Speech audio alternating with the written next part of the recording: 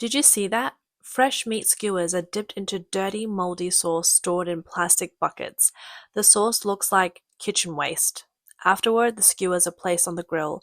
This is what happens behind the scenes of street barbecue snacks commonly found across China. In China, eating food like this is considered lucky.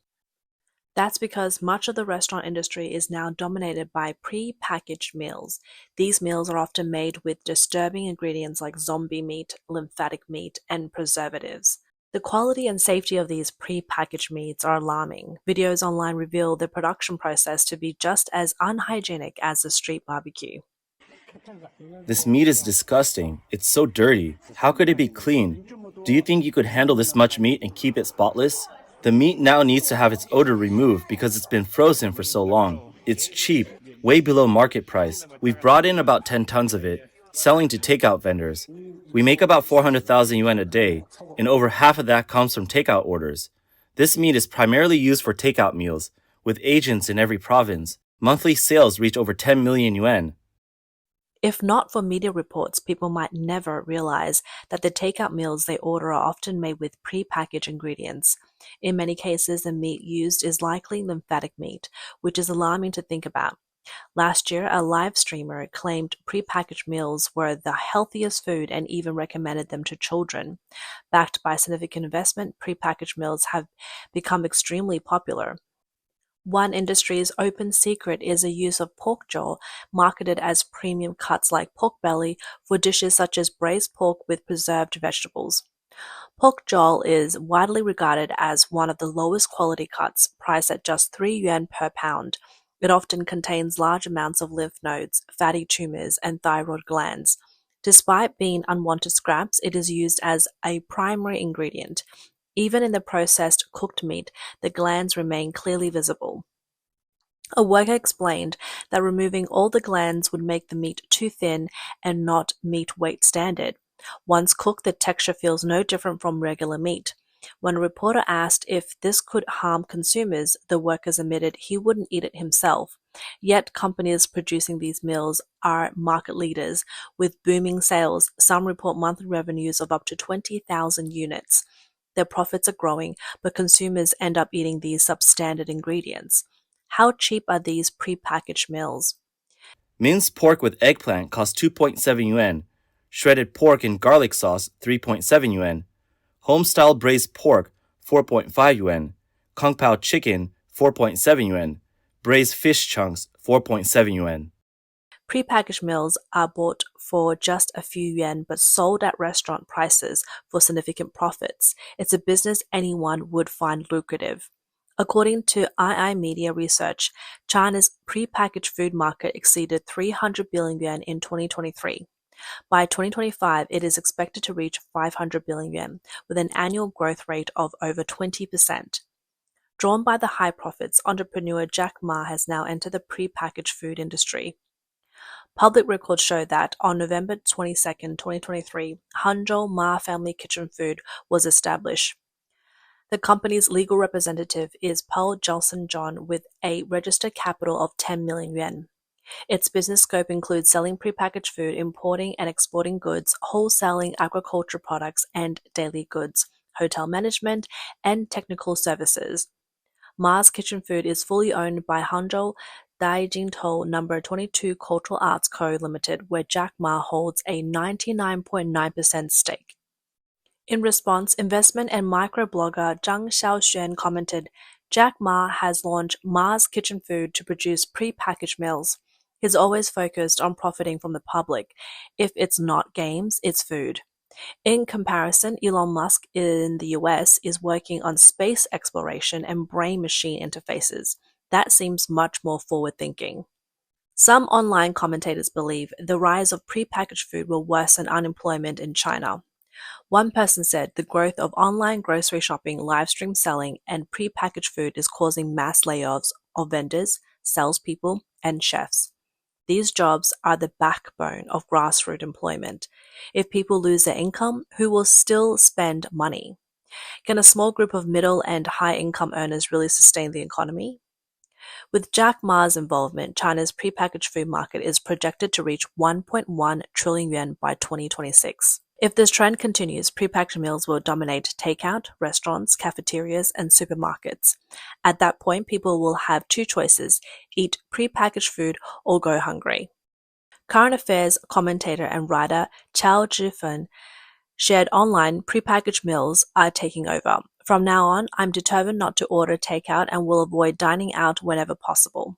Even Cantonese morning tea, a signature of Guangzhou, has become a major target for prepackaged foods. Morning tea culture in Guangzhou dates back to the Qing dynasty. Back then, tea houses served dim sum as a resting place for travelers. During China's reform and opening up period, Guangzhou's economy flourished, and Cantonese morning tea reached its golden era. A variety of dim sum catered to the city's discerning palates, making morning tea an iconic part of Guangzhou life. Freshly made dim sum became the essence of morning tea, symbolizing the city's culture. The ability to enjoy handcrafted, freshly steamed dim sum anytime was once a hallmark of life in Guangzhou. But now, even Cantonese morning tea relies on pre-packaged foods. Pre-packaged dim sum can be steamed and served right away. It's convenient, reducing workloads and costs, but the taste and nutrition are worlds apart from freshly made options. It's not just morning tea and breakfast that are being replaced. Even light, tender Chinese broccoli is now available as a pre-packaged product. People in Guangdong love Chinese broccoli, and it's a staple at Cantonese restaurants and tea houses. The best dishes keep the broccoli bright green, showing the chef's skill. A thin layer of oil adds a gentle shine, enhancing daily meals without making them feel heavy or greasy.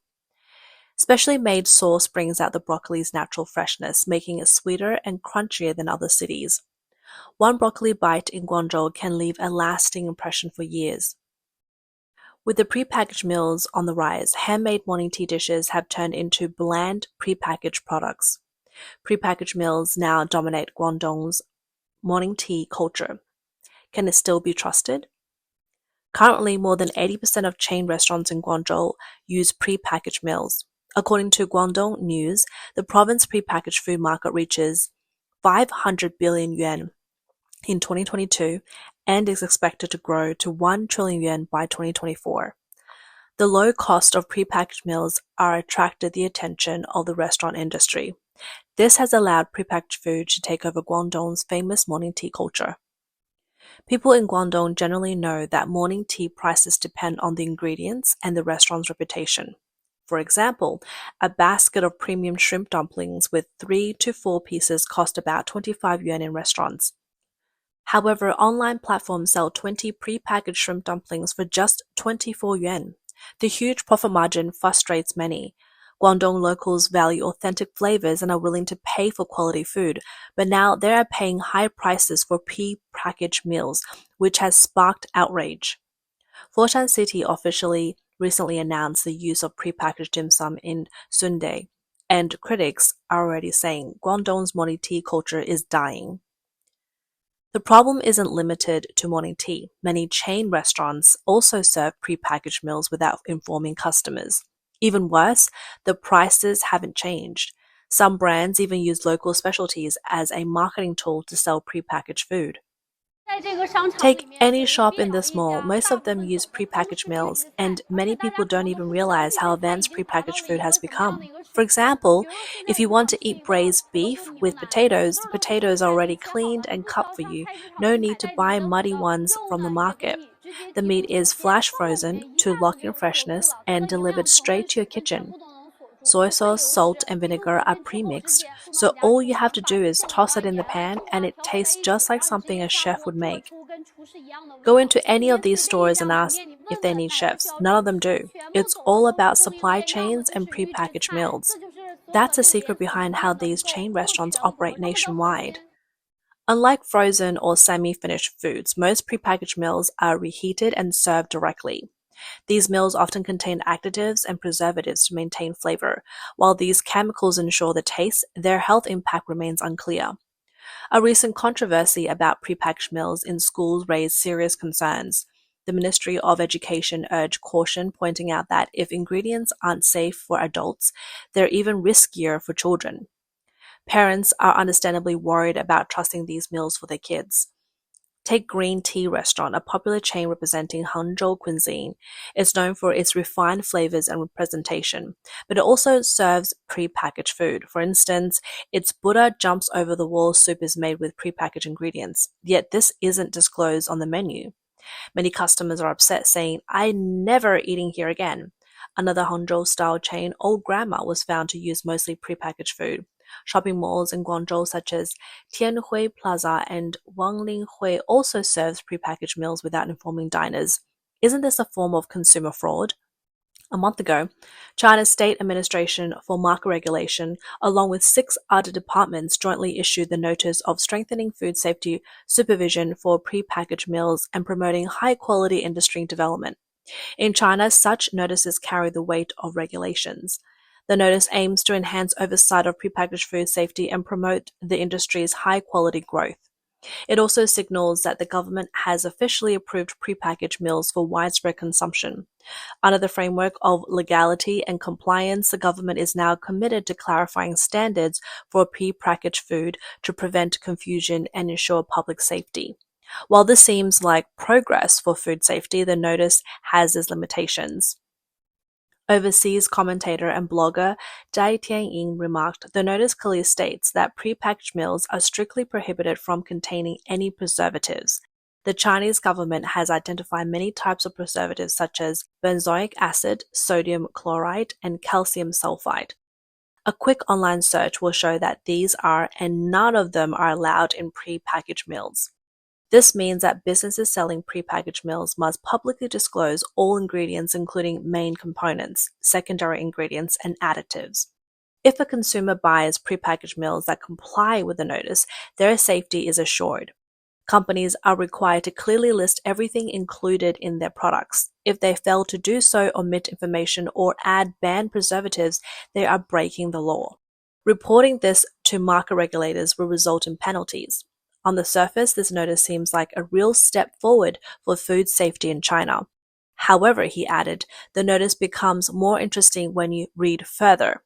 It specifies that the staple foods like frozen noodles, instant meals, dumplings, buns, rice dishes, pastries, sandwiches, and pizzas are not considered prepackaged meals.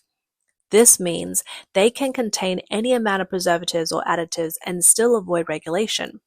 Similarly, semi-finished dishes sold in supermarkets are also excluded.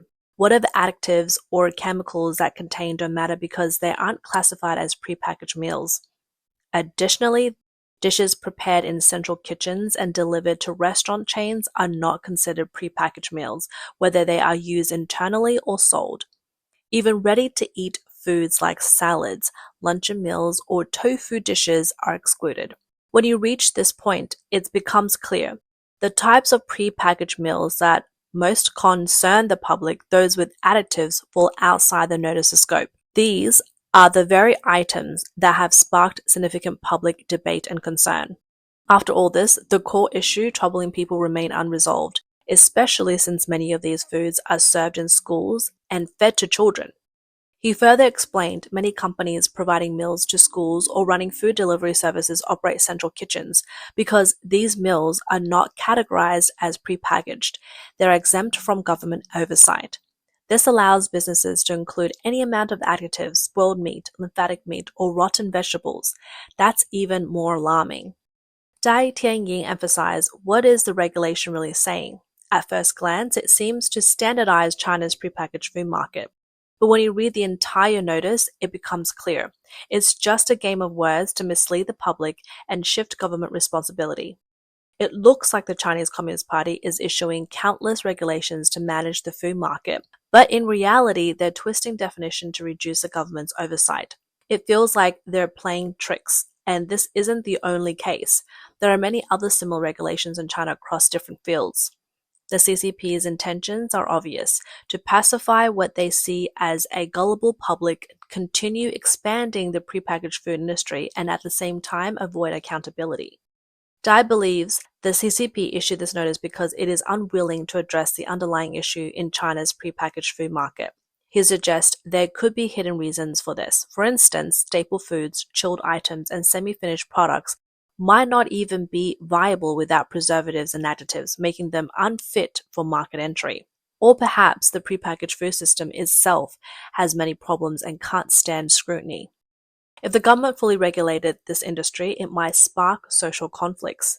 Another possibility is that the CCP itself is one of the biggest beneficiaries of the prepackaged food industry.